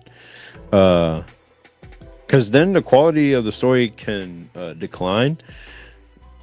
But you might feel free to do whatever you want in that time. And I want to tell more stories, so I wanted to make Air Rider as short as it could be. Maybe 27 episodes of a anime would fit into 50 chapters of a manga or something like that. So I decided to make 50 or 60 chapters of Air Rider as a comic, as if it was a monthly comic that you would read, like Invincible or something like that, and just make it a completed story, and all that kind of stuff. So yeah, Saladin says, wow, they look so cool. Yeah, I appreciate it. Yeah, those were my older characters, and I just didn't have the talent to write them at the time. So I was just like, okay, I'm gonna shelve this story, put this on a shelf, and then I'm gonna come back to it when I have the skills to write their story better, because they go on all these sorts of adventures and stuff like that. And if I don't have the skills to write it, then it just would fall flat. So Kova's question, he says, what comics or manga have you been reading? Lately I've been rereading through a lot of Rurouni Kenshin. I'll be right back. What the?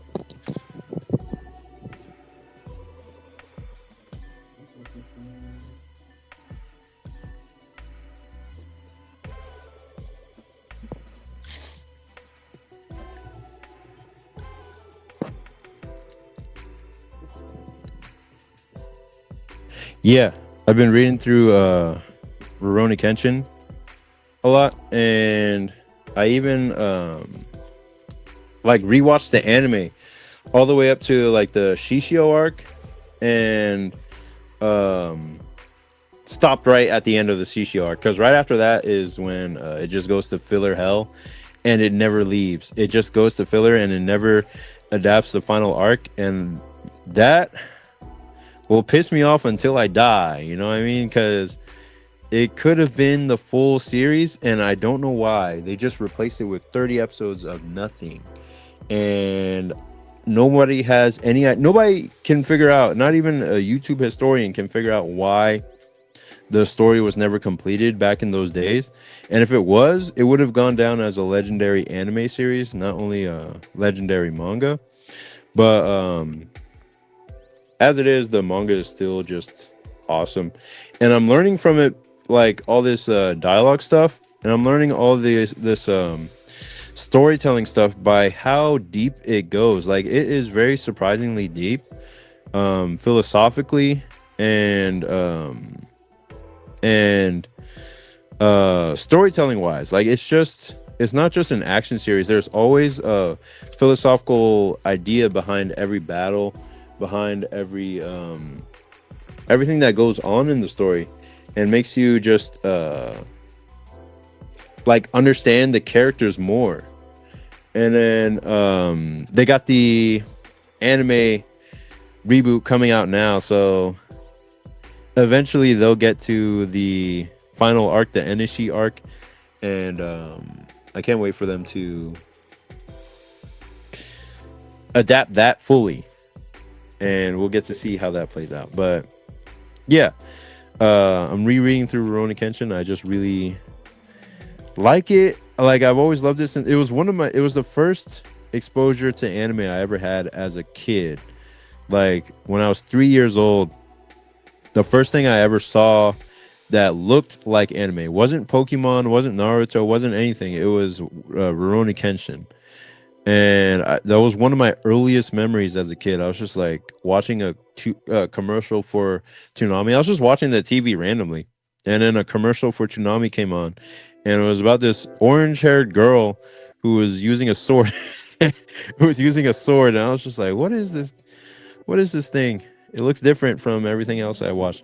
But it turned out to be Rurouni Kenshin, and one of the best series that was ever made. Because the way you find out like that something is one of the best series is that you read through the series, and then over the years that pass by, you read other series, you read more and more, and then you keep coming back to the same old series, and you're just like, wait a minute, this still holds up. Like, this has never gone bad, and it's just still good.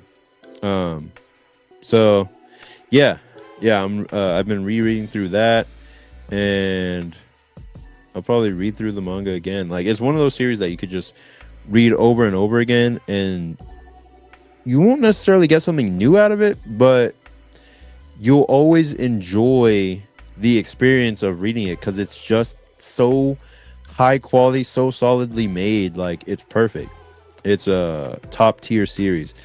It just doesn't get that much better in terms of manga creation, and it's really, really, really, really, really unfortunate what the creator is all about, because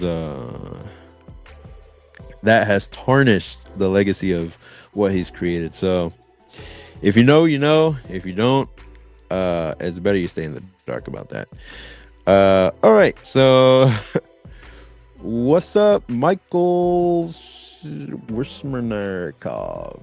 Awesome. He says, hello, I just wanted to say your art looks really cool, and you've been inspiring me to create more. Thank you for creating. Please continue to doing so. Yeah, I appreciate that. Thanks for taking a look at my stuff, and I hope to see your art one day, man. Fika. Oh, wait, hold on. There we go. Fika Fi drawing. I don't know, man. That's my best best guess. But yeah, he says, hello, Comic Ken. What's up? I've been seeing you in the comments, man. I appreciate all the comments, dude. But yeah. Solidine says, bro, no, I no joke bought a complete set of Rurouni Kenshin yesterday. Dude, that's awesome. I still have yet to get the whole thing. That's one of my goals on my bucket list, to get the whole Rurouni Kenshin. I only have a few scattered volumes here and there. Like, I have 1 through 5 up to 7. Then I have a couple in Japanese. And then I go back to like these big volumes because I just wanted the climax of the Shishio arc. And then I have the second to last volume, volume 27 for some reason. And then I don't have the last volume, and I'm missing a whole the main part of the Enishi arc. So yeah, I have like everything leading up to the climax of the Shishio arc, and I'm missing those parts in between of the like I have 7, volume 7, 9, and 11, but I don't have 10 or 8. So I need to get those. But yeah, he says Shishio was the best. Yeah, that was one of the best arcs. Like, not only in the manga or the anime, but in the movies as well. Like that one, that guy is a really great character too as well. Let's see. I'm starting to. What do you say? I'm starting to believe. Massive Panda says, I'm starting to believe there's something to this whole finished, not perfect concept. Yeah, because if you just actually finish something, people are like, they trust you more. But if something is perfect but not finished, it's like, okay, but I would prefer that it would be finished, you know, especially when it comes to telling a story or drawing or making a comic. It's like, we would prefer that the comic would be finished no matter how bad it's drawn. As long as it's finished, then it's like, okay, we can do something with that. It's finished. And it's a load off your mind when something is finished as well. Solini says, I love how a lot of the character designs were inspired by X-Men and American comics. Yeah, exactly, dude. Like, the character, what's his name? Gene A. He was inspired by Gambit from X-Men. So yeah, that was one of those. Fika Fee says Oro. Yeah, that's something I say like under my breath all the time. Like, I'll just be like, Oro. You know, I'll just, you know, whenever I see something like puzzling or whatever, I'll just be like, Oro. Master Panda says, yeah, older timeless anime holds up quite often. I'll enjoy Cowboy Bebop, Ghost in the Shell, etc. until the day I die. Exactly, man. Like, they just have something about them. Like, in the anime, there's a high quality level of animators like working on the anime to make it into a great experience. But then if it's just a manga, like, the writing level is on a level of depth that I just don't see in most anime or manga these days. There's like just that level of soul, that level of depth and quality to those old things that holds up. But that doesn't mean everything in those old days was great. Most of it was dog water, but we just don't know about those. We don't hear about those. And I'll probably do a video on that pretty soon too. Let's see. Saladin says Kenshin was huge, but always in the shadows of DBZ. Yeah, Yu Yu Hakusho and Hokuto no Ken. Oh, you're talking about Fist of the North Star. Jump was so solid back then. Yeah, man, that was a solid lineup. I wouldn't put Kenshin in the shadow of. I would put it in the shadow of DBZ, but I would say it was right up there with Yu Yu Hakusho, and I think Slam Dunk was coming out at the same time as well. Koba says, do you feel like a lot of modern shonen manga looks alike nowadays, artwork and stories? I would say that a lot of them have their own unique art styles. Like, if you look at the work, no matter what, like, there's unique art styles for each manga that's coming out these days, like in terms of shonen and like, if we're just looking specifically at shonen, everyone has like their own unique art style no matter what you're looking at. Like Odor of the Flame, which was just recently like canceled. What was it? Kill Blue, That one is by the creator of probably Kuroko's Basket or something. Um, there's Sakamoto Days. There's Ninja Undercover. There's New Age Exorcist. There's Ichi the Witch. There's Kagurabachi, and all of them have a unique style. Like all of them are different, but I don't think they have the staying power of Rurouni Kenshin or Yu Yu Hakusho. I just feel like the quality of their stories isn't as strong. But I'm not in that age group anymore. Well, I wouldn't say I'm not in the age group anymore, but it's like I'm not who they're marketing towards, and my mentality is different from what they might be like trying to sell their comics to. So maybe if something came out like Rurouni Kenshin in Shonen Jump these days, it wouldn't last for that long because the market is not looking for something like that these days. They're looking for things that are more like JJK or Demon Slayer and that kind of stuff. And I was really fucking with Demon Slayer when it came out, but the more the story went on, the less I was like really enjoying it. JJK I never fucked with because it was just like a worse version of Bleach and Hunter x Hunter, like a less stylish version of Bleach and a less smart version of Hunter x Hunter.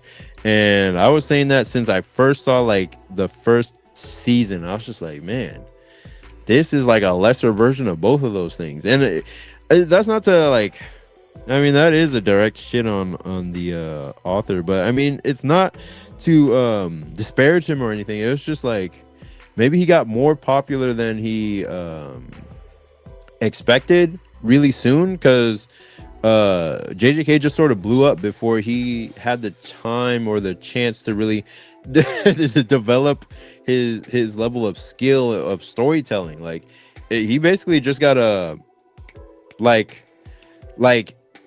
instant lottery ticket. Like JJK works, everybody loves it, go, like just keep writing, keep doing whatever you're doing. And he's just like, fuck, okay, well shit, I'm gonna make this story as crazy as possible. But he didn't really have the solid foundational like writing skills of like Rurouni Kenshin or Yoshihiro Togashi or even Dragon Ball. Like they all had solid fundamentals in terms of writing that they developed over years of failure in making manga. So Tatsuki Fujimoto had those failures. The creator of Dandadan, even Dandadan that I hate, had lots of failures beforehand. But I'm not sure how many other manga that the creator of JJK had before his start on JJK. Like JJK was just like an instant success, and he was just like, I don't really have that solid of writing skills to be able to carry this off. So it got popular almost despite his level of writing ability. So that's why I say it's like a worse version of, like a less stylish version of Bleach. None of the characters really have drip like that. Like they're all wearing black and nobody's really got a cool design. Nobara has like not a cool design. Yuji has a really basic design. Only Gojo's really cool, and Nanami has a really cool design, and Sukuna has a cool design. And Toji, while his design is basic, he's also really cool. But like everyone is just aura. Like they only have aura, but they don't have other types of. If you look at what Bleach has created in terms of aura filled characters or like designs and whatnot, it's just top tier. Like you can't really beat it. And then the story or the writing, the power system in JJK is so complex and always adds a new rule every fucking episode, to the point where it's like I can't follow this anymore. And it's too confusing. But Hunter x Hunter lays it out very clearly and cleanly with Nen, and you understand the concepts as they build upon each other, to where even though Nen is complex, you can understand what it is as a power system, and it makes sense. But JJK just doesn't have that same level of making sense of its power system, and you're just like, it's too convoluted, it's got too many rules. The only really cool thing about it is the main expansion, and that's the one thing that I really like. But for everything else, it blew up the scale too fast. Like from the beginning, like they start off with basic level curses, and then next episode is immediately we're jumping to S class curses, and we got to fight this top tier villain. And it's just like, yo, we just started. Like, can we build up? Can we get some build up first? But Gege Akutami was so trying to go against the mold that he just like subverted expectations all the time, and it's just like, it's too much. So yeah, that's what I think about stuff. Saladin says Watsky, yuck, and no jail time too. Yup. Shake my damn head. Japanese justice system at its best. Yeah, man, it's just unfortunate, man. I don't even I just look at the work. I'm like, I'm gonna separate the artist from the work and just read Kenshin, you know what I mean? Koba's Lookout said, this is Master Panda talking to him, and many of them look so clean and a little too clean to the point where the animation has lost some of its character and charm, but that might just be me. That's something I see in a lot of like romance anime where they come out and they're so clean looking, and they almost all bleed together at some point. Like they all look very clean. The faces are big and expressive, and they all look a little similar to the point where some of them like kind of bleed together, and they all have like a basic concept that is different. Saladin says nice. Finish not perfect. Somebody please tell that to Joe Madureira. Yeah, that guy is a great artist, but I think he switched to video games, and it's just like, dang, we need you in comics, bro. Like, come back. JJK was ass from the get-go. Yes, it was, man. I was just like, what does everyone see in this thing, man? And it was back in those times where like you could not give a bad opinion about JJK without getting roasted to death, man. Like if you were just like, yo, JJK is ass, why does everyone like this show? People would be like, what's wrong with you? Fuck you. Like, you know, like they would get on your ass for hating on JJK, but I was just like, man, I don't get it, you know, but quietly back then. To me, My Hero was the last great shonen. CSM as well, but I wouldn't put CSM with shonen. Yeah, CSM, like Chainsaw Man, like it started off shonen, but then the creator threw in so much crazy sex stuff that it literally had to go to a higher rated magazine in terms of adult rating, because he kept throwing in all these like foursomes with zombie girls and like all this sex stuff, and it was just like, well, I didn't mind it myself. I was just like, yeah, this is probably not a shonen rating anymore. Like, I guess you got to put it somewhere else. But Chainsaw Man is crazy on that level where it's like dark and crazy and weird. My Hero is probably the last of its kind, you know what I mean? Like, even though it had its like ups and downs and its problems, that I haven't read to the end of it. I haven't read My Hero for a long time, but from what people are saying, like it had its ups and downs. Not the best story, not the worst story, but it's the last of that generational type of story where you have a whole cast, a whole ensemble of characters that you can make video games and merch out of, where everyone has their own unique design and can do all this stuff. And that's one of those last huge franchise shonens that has come out. Nowadays, it's like you have Demon Slayer and you have JJK, but even those are done. So now all you have is a bunch of stories that don't have as many characters that have that same level of ensemble cast, like a Naruto or a Dragon Ball Z. Like it's just not quite the same. So yeah, I would agree with that. Like My Hero was one of the last great shonen like that. Ken, did you ever watch Basilisk? I bought the entire series, but I had a hard time following it. All those Japanese clans and names, I was so confused, but it definitely looked beautiful. I didn't buy. I never read the series, but I'm not even sure if it was a manga, but I've seen the anime, and the anime looks beautiful. I've only ever seen one scene from the anime, and it was this scene where this spider guy was fighting this regular ninja dude, and that was a really well animated scene. Basilisk and the opening looked really beautiful, and there was this really hot chick that was like this ninja girl or whatever, and she looked cool too. And I was like, man, I watched the whole series just for her. But no, I've never actually watched Basilisk. I'd have to check it out one day. Let's see. Solid Gene says, I like JJK and could never get into Boku no Hero.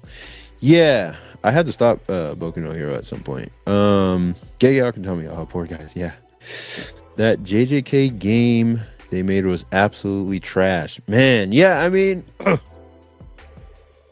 they don't really have like like a story like Naruto is easier to make a game out of because everyone has like really cool moves, flashy moves, and their own like move sets and stuff like that. Versus JJK, it's like hard to make a cool game out of it. Just in the same way that it's hard to make a cool game out of Hunter x Hunter, because they don't really have like super flashy moves and stuff. Well, JJK should be a home run in terms of a game, but the characters themselves don't have that cool of designs to really make you want to play as them and stuff. Demon Slayer, I think, was easier to make a cool, flashy game out of. But yeah, let's see. I kind of like the minimalistic drip. Reminds me of Helmet Lang fashion. I've never heard of Helmet Lang. Silver 5981 says, I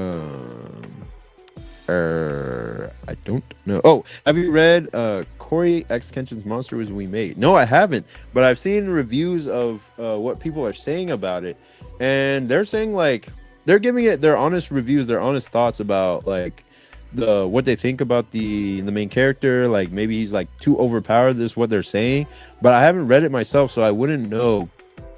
Like, is it the best thing ever or is it the worst thing ever? Like, it's probably definitely like in between.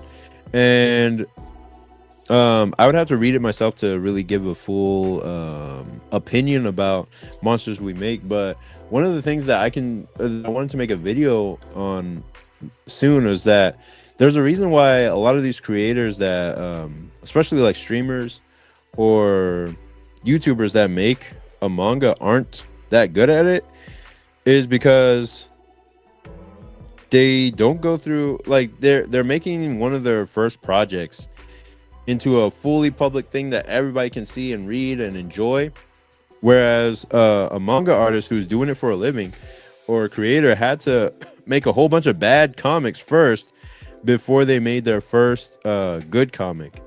And streamers are just kind of shortcutting the whole the whole like that whole like improvement process, and just like, here's the fully made comic, and they never had a chance to really be bad in private. So the first comic they make usually isn't that great, and then people are like, oh, they suck, or as a writer, or they suck at making comics. But everyone sucks at making comics at first, so that's basically why that happens. Why Monsters We Make is not highly rated, because it can be highly publicized because Corey X Kenshin's name, but because he hasn't had that chance to improve and his livelihood is not on the line, whether he makes it good or not, then it doesn't have to be that great. It can just be a product that he makes and tries to get an anime made out of, and that trailer was dope and all that kind of stuff, but it doesn't have to be fully great, you know, like there's no pressure on it to be fully great. Fee drawing, what is that? MYR3 Is that money? I appreciate it. I don't know what a Meyer is, but I appreciate that. Thank you. Um, I've never seen that currency before. Um, Master Panda says, "Man, I was enjoying watching My Hero until they brought that whack ass gentle criminal villain in. I left off there and I haven't continued since then. Damn. Uh, I have not read up to that part, but I have like a Japanese version of where that character shows up. I didn't even know that was his name until like I read this comic and I was just like, oh, that's who they're calling Gentle. And people say like, oh, the Gentle arc was kind of weak, but then I liked everything after that or something like that. I just don't even know because I wasn't even reading up to that point. But the art in it was just so solid. I was just like, I gotta buy this volume just to study how solidly that this guy is telling the story. Let me make myself big so y'all can see. Where is my screen layout? Okay, there we go. Yeah, like the art in it is so good that I was just like, man, I have to study this this art. And you know what, let me ask y'all a question. This is something that me and my buddy were thinking about, like, because Horikoshi Kohei was really taking a lot of I guess manga cues in terms of his art style from Yusuke Murata, and we were like, okay, by the end of the series, did he surpass Yusuke Murata in terms of like godlike art, or are they around the same level? Like who's higher rated in terms of an art like an artist nowadays? Like because he definitely like improved his art so highly that it's like it's hard to tell who's better now. And we had a really hard time figuring it, like, man, is One Punch Man better or is My Hero better? I don't know, because Yusuke Murata is falling into a lot of trouble because people are saying like he's redrawing panels or pages of whole chapters, whole arcs of One Punch Man, so people are getting annoyed. But yeah, let's see. Bloodness says, yeah, Weekly Shonen Jump is too whack now. Oh no, is now too whack and very low in sales for any impact. Well, besides Kagurabachi and Ichi the Witch, but that's the only two. I don't even know if Ichi the Witch is good because I didn't read past the first chapter. I was just like, man, this is too it's not there for me. Like, it's just not there. It's like, is this guy is the main character trying to be a boy or a girl? Like, is he like, it's very up in the air for me. I was just like, oh, I'm not feeling it. And then Kagurabachi, I was just like, I got up to chapter 20. I was just like, this is an idea that if he was a writer like Naruto, like the writer for Naruto, it would be better. But he's trying to write it like JJK, where you have a whole bunch of characters that look kind of strong and they show up only to get washed in that same arc or in the same chapter, and you're like, yo, these guys look strong, and then the main character dusts the same character that wiped out that whole suite of characters. It's like, okay, now the main character looks better, but then everyone else looks like trash by comparison. I'm like, I didn't like that story turn, and I didn't continue really reading it after that. And I'm just like, yeah, this guy doesn't have the storytelling ability, like the solid storytelling ability of Naruto or even Bleach to really carry off the concept that he's doing. And Kagurabachi is a really cool concept. Like the concept for the sword is so cool and dope. But he just doesn't have the fundamentals down yet. And I think that's the problem with a lot of these latest Shonen Jump creators. They don't have the fundamentals of writing down yet. So it's hard for them to really create something that that people can get behind and all that. I'm going to go beyond the 2-hour mark just because y'all are asking some good questions. That CSM movie was amazing. I have not seen it yet. and I know it was in theaters, but I need to. I read the manga, so I already know what happens in it, but I had to see the movie just to see what it was like. Uh, he says, I used to have the Basilisk manga. It was pretty dope. Oh, nice. Hopefully the art was like the art in the anime. Gamer tag, what's up? 2328 says, yo, what's up, man? Mob Psycho over One Punch Man. Oh, damn. Okay, well, I don't know, man. I haven't finished one Mob Psycho. I stopped at around season 3, the end of where he was fighting that business guy and the other dude who was teleporting. I would say he didn't surpass Murata in every aspect, but his expressions and emotions. Oh, what's up, Venture Lord? Are much stronger. Oh, okay, that makes sense. Murata has a much better scale and wide shots. I'd say they're pretty comparable in my opinion. Okay, I'd have to see because like my friend, he was saying that Horikoshi pulled out all the stops in the final battle and was making the art the highest level it could possibly be. And so I'd have to find a way to compare that with the best of Murata's stuff and what he's been able to do as well. Venture Lord says, yeah, it's annoying to see another shonen with very few likable side characters. He drops them so quick. Yeah, that's the thing, man. Like, I don't like the trope of introducing a bunch of strong characters just to get them all wiped out and make the main character look that much stronger by comparison. It's always irked me. Just as much as like a character with half human, half demon powers, or half whatever their fighting powers, who is automatically stronger than all the human characters, just because he has that advantage. That always rubbed me the wrong way. And Attack on Titan did a good job of not making it so that Eren would be the deciding factor in all those battles, because he got washed a lot.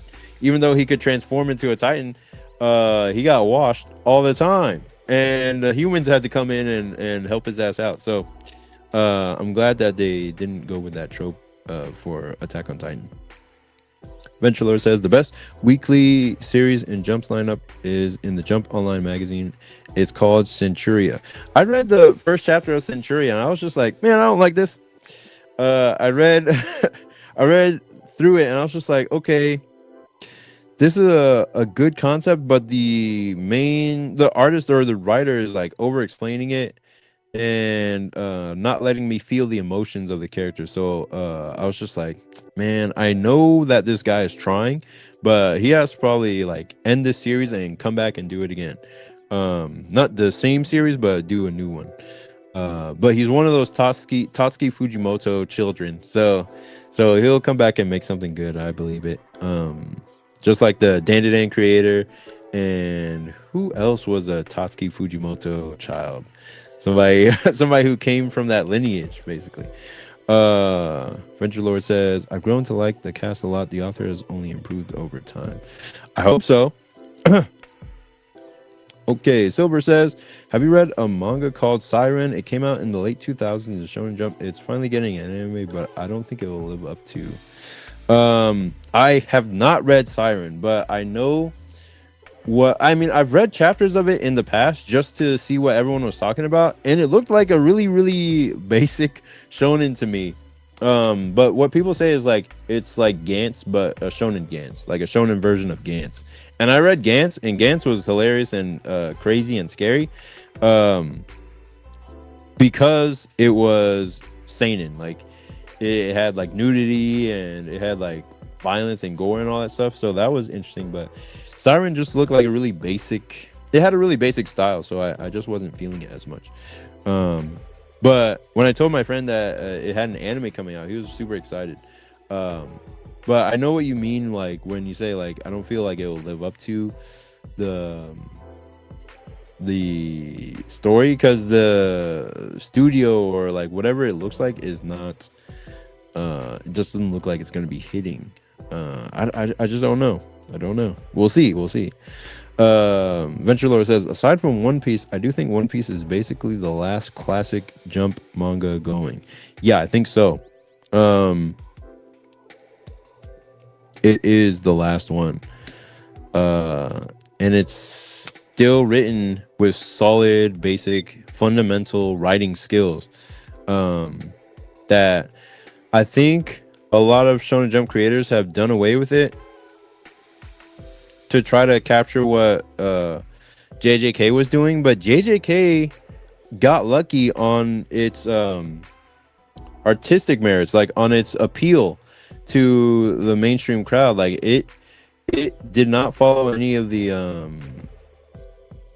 formulas or the basic fundamentals of writing a story, and it ended up flopping in the end because it subverted way too much and didn't have a solid plan for how it would end, because the author was just trying to subvert even his own mind, where he was just like, even I don't know how it's gonna end by the time I finish it. So when you write like that, it's hard to create a story that lasts, and that's what a lot of the Shonen Jump creators are missing nowadays, because even like Chainsaw Man is crazy, but it still has those basic fundamentals of storytelling behind it that make story work, because he just knows those fundamentals and he puts them in his stories. That's why Look Back was so good. It's getting a live action movie now. If you haven't heard, like, it's getting a live action. That's why Look Back or Goodbye Eri worked. Why Chainsaw Man worked, because he's not just doing crazy stuff. He has the fundamentals of storytelling behind it, so that when you read it, it's not just crazy stuff. It actually makes sense as a story. That's why I like it above Dandadan, because Dandadan doesn't feel true, whereas Chainsaw Man feels like, oh, this is true. Like there's truth in how he feels and how he's expressing his emotions and stuff. Fi drawing says Murata art is better than Koei. Damn. Okay. I haven't seen either of their art in a long time to where I could do an accurate comparison, but Kohei is definitely like caught up to Murata in terms of artistic expression, to the point where they're so evenly matched that it would be a hard art battle to have between them. Gamertag says head of Shonen Jump is looking for another Dragon Ball or One Piece. He said he didn't like AOT in comparison. I think you're talking about what's his name? Torishima. And he said he didn't like AOT. AOT, I understand why he doesn't like AOT, because AOT is one of those stories that even I consider a masterpiece, a huge masterpiece that can't be repeated for maybe another 2 decades. But I don't feel like going back in. I never feel like watching clips of Attack on Titan and being like, yeah, that's awesome. Like, this is a hype up moment that I want to relive, because it all ends. It doesn't end badly, but it just is so. It's so bleak, that whole world of AOT, to where I'm just like, man, I don't feel like revisiting all this at all. Like, it just is so dark and bleak, and everyone just dies and gets hurt and all that stuff. I don't feel like revisiting it. But it is the highest level storytelling that you will find in manga or anime in a long time. Like, the reveal of the Attack Titan is unmatched in terms of terror, existential horror. Like, it is top tier in his design, in the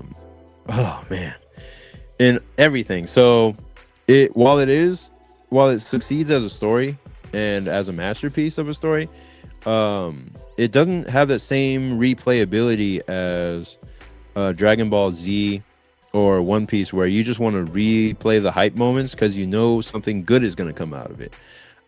That's why I think he probably didn't like Attack on Titan as much as Dragon Ball Z or One Piece, because it just didn't have that same vibe. Bloodness says, by the way, Ken, you also heard Order of the Flame got axed. Yep, I heard it from Martial Arts or Loom Bento on YouTube. It says pretty much expected. The author has to collab with a writer. Oder first 12 chapters was worse than his 3 chapters of Red Hood. Damn. Yeah, I read the first chapter of Oter and I was just like, this guy is explaining, he's over explaining the concept too much. And then by the time we get to the climax, I'm just like, okay, I mean, I guess it's kind of cool, but it's not really simple to the point where we get the coolness factor of it on the surface of it. It had to be explained too much to get to it. And the scope and the point of the powers is so limited that like it's cold powers versus hot powers or heat powers or whatever. So it's like, okay, well, it's not going to be a major huge hit franchise type thing, unless the creator can shake out his these kinks in his storytelling mind and find a way to simplify his concepts. The thing I was thinking about when I heard it got axed was like, okay, his Red Hood got axed, Ocher got axed. He doesn't necessarily have to work with a writer to make his stuff good, but what might be the case is he might end up being like a Horikoshi Kohei, where Kohei, he had like two or three series before My Hero that failed before he got to actually make My Hero.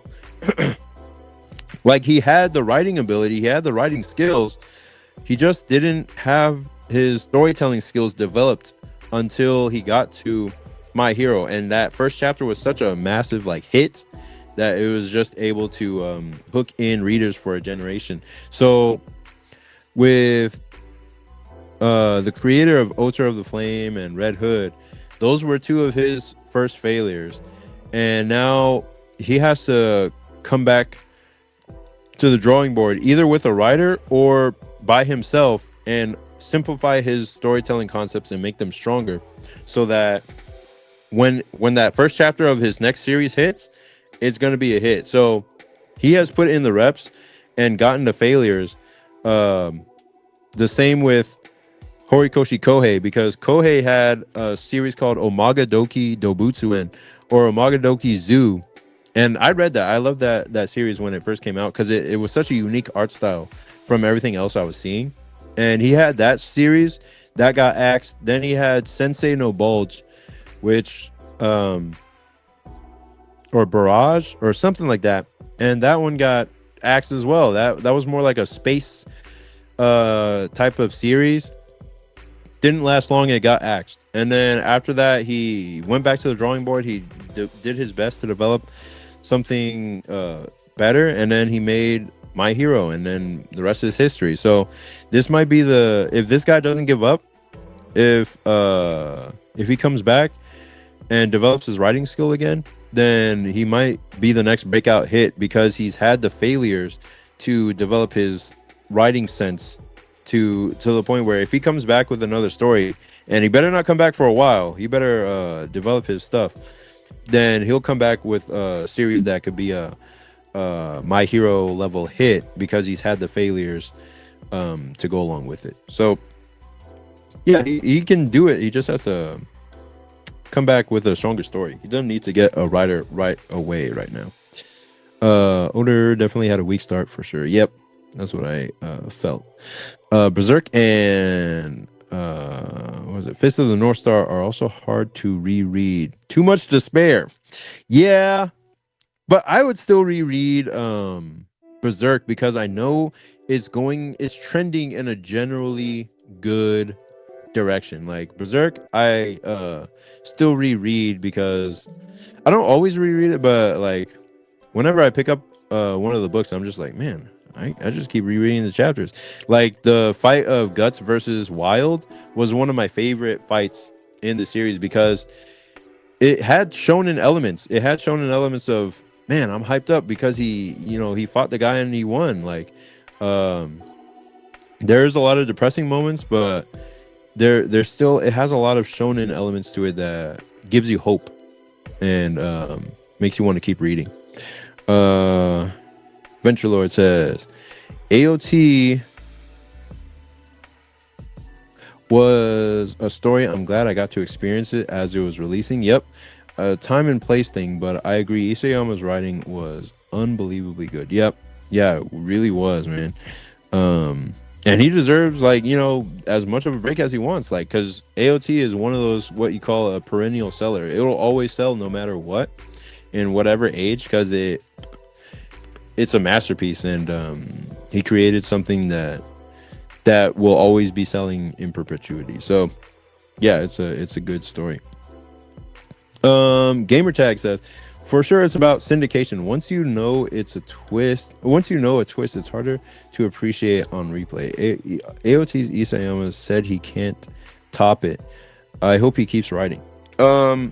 Yeah, that's the double-edged sword of making a massive hit manga series or comic series, is that if you make it too good and put all your best ideas behind it, all your best years of your life behind it, then it's gonna be hard for you to quote unquote top it. And you don't have to top it. You don't have to make something better. Like Dragon Ball Z, Akira Toriyama was almost annoyed with how successful it was, because he I don't think he saw the same impact that it had. He just saw it as a job, and he was just like, but I have other ideas that I like better. Like, he likes the idea of Sandland better. He likes the idea of his other works better than Dragon Ball Z, but Dragon Ball Z is the one that everyone loves and has fond memories of. So he always has to, you know, keep being dragged back by his quote unquote masterpiece, or his quote unquote magnum opus, his best work that everybody loves, even though he's just like, I was just getting a paycheck, bro. You know? So yeah, it's hard to top your what you feel is your best work, because the years will pass by and you'll just be like, yeah, I put my best stuff on the table at the time when I had the chance to do it. So I'm happy with what I made, and whatever I make now from now on, I can make whatever I want. Just like how Masashi Kishimoto made Samurai 8. He was just like, yeah, I know this won't be a major bestseller. It doesn't have to be. Like, I can just do whatever I want. Same with well, Togashi made 2 hits. You know, he made Hunter x Hunter, and that was like his warm up, and then, or he made Yu Yu Hakusho. That was his warm up, and then he made Hunter x Hunter right after that. But he's not going to be able to top Hunter x Hunter because he has to finish Hunter x Hunter first. So that's the thing. So yeah, if he keeps writing, he doesn't have to pressure himself to make something better than Attack on Titan. It's already top tier, so he doesn't have to worry about that. Venture Lord says, Prince and the Pauper with aliens. Oh, it was cool seeing Horikoshi Kohei go from Barrage to MHA. Yeah, he really locked in, and it was just like, he was actually really depressed, I think, before making My Hero Academia, and then he finally broke in and finally found a way to make a series that would blow up.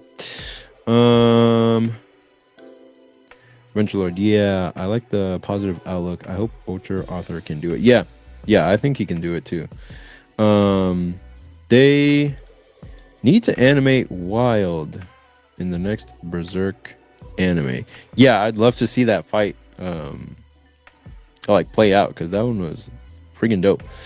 Once Guts starts building his party, it feels like a much lighter fantasy. Yeah, it really does. Like, because he's having to do new characters, and it just didn't have the same pull of Guts and Griffith and Casca and all that occurred in the flashback. It's just more light. I wish Miura had lived to finish the story, and Guts could have his happy family. Yeah, you know, like it would be great to see that, but I don't know. That's just how life plays out sometimes, you know. Okay, Saladin says, check out Togashi's Level E if you haven't. I haven't yet, and I'm not even sure where it falls in the timeline of Togashi's work.